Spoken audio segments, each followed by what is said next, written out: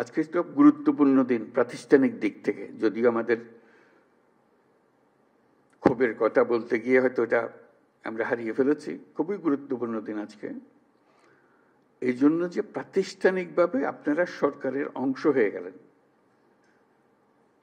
এই যে মুক্তিযোদ্ধা মন্ত্রণালয়ের কারণে মুক্তিযোদ্ধারা তারা এক জায়গাতে সরকারের অংশ হয়ে গেছে, এটা কেউ বুঝতে পারবে না। আপনারা আজকে এই মন্ত্রণালয়ের অংশ হয়ে গেলেন। এটা জুলাই স্মৃতি পরিদপ্তর সৃষ্টি হয়েছে, যেটা আপনি যাই করেন না কেন সরকারের কাঠামোর ভেতরে ঢুকে গেছে। মুক্তিযোদ্ধারা অত ভাগ্যবান ছিল না, বহু বছর লেগেছে।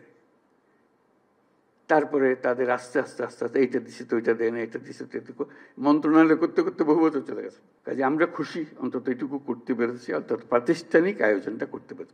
প্রাতিষ্ঠানিক আয়োজনের মাধ্যমে আপনাদের সব দুঃখ মিশতে পারে, নাও মিশতে পারে, কিন্তু এই খাপটা থাকার কারণে একটা জায়গা পাওয়া গেল, আশ্রয় পাওয়া গেল, যে এখানে আমাদের বক্তব্য শুনতে হবে। তাদের দায়িত্ব, এটা রাষ্ট্রের পক্ষ থেকে দায়িত্ব।